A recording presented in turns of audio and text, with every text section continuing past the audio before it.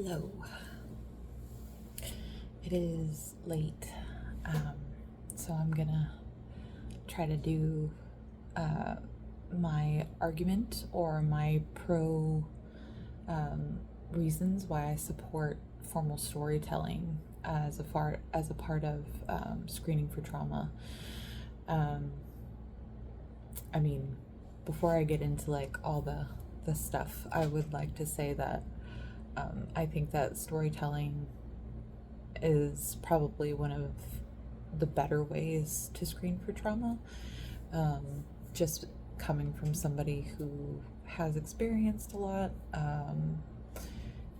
a questionnaire is so limiting because I feel like a client will remember things as they're speaking, especially if you're like a verbal processor. So I think that that's one of the key reasons for me why I think it's really useful. So one of the three reasons I really do support trauma screening and as a form of in using the formal storytelling, it will allow to screen for PTSD, especially like any past birth trauma. Sometimes clients feel better telling their stories. Sometimes retelling their birth story helps. Sometimes not retelling the birth story helps. I think that when they do get to tell their story, it can build a lot of trust. In the study Call et al. Did in 2023, it showed that a routine trauma discussion fosters a good rapport with a client, and obviously if they're able to tell a story where they're uninterrupted and really feel like they're heard, it can make such a difference in their overall care. And that's what it says in the article, is that it's going to improve their care overall because you're making that connection. Also, it's individualized. It's a lot more individualized. I feel questionnaires, and this includes the Edinburgh postpartum test, because it asks the same questions and it's helpful with the numbers that it gives, but I still feel like we get so much more from having the client really tell us what's going on, or if they're not able to even talk about it, really listening to them. So any type of storytelling is going to be a lot more tailored and individualized to the client, and it's going to help foster even more of a relationship, and it's also going to help with creating a plan for this client. So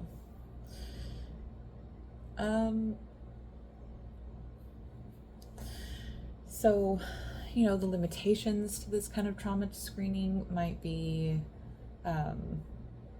that it could feel intrusive to the client. In the Call et al. Study, it also said that if they don't feel like if they feel like they're being prodded, if they feel like they're being asked too many questions, they don't want to talk about it. We had a client who had a son die in 6 weeks after she gave birth, and her entire pregnancy, she didn't really talk about it after the initial story, and it wasn't until the baby got sick that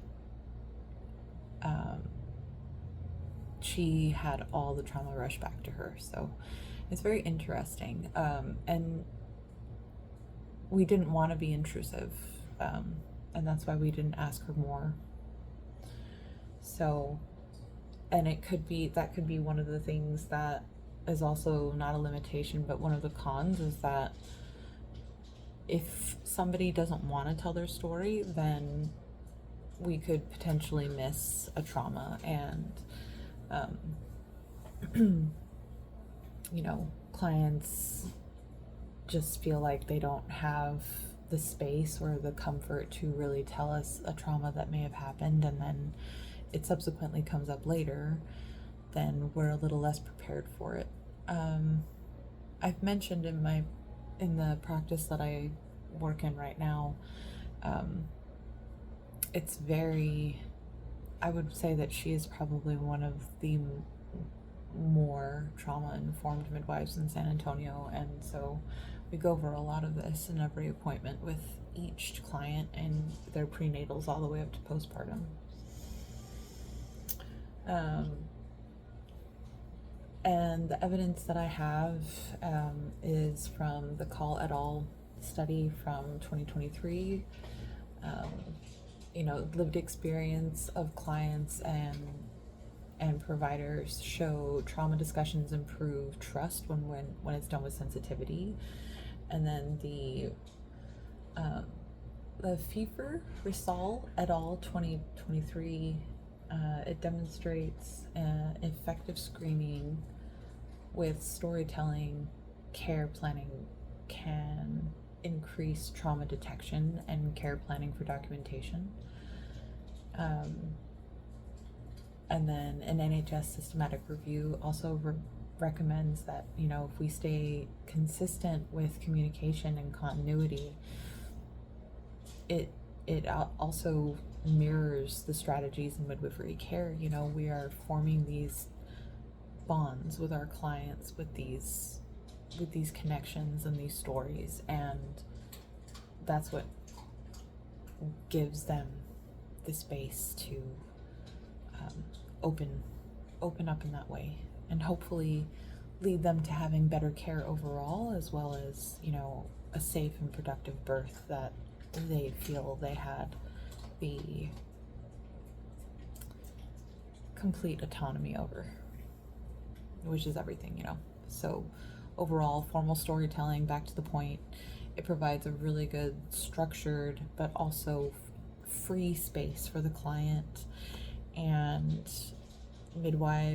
as midwives, we listen without interruptions, and we use open-ended prompts and reflect back what is said with empathy and validation. And we talked about it in class with a neutral face, because faces can be very telling sometimes. An example would just be, what helps you feel safe when things are overwhelming? And I think that question can be asked in a very neutral way so that somebody doesn't feel pressured. So, and I think it's a question that can be said at a couple of prenatals too. So if they don't feel like they're able to tell their entire story in the initial prenatal, then you can ask again. So those are my reasonings, and I hope you have a good night.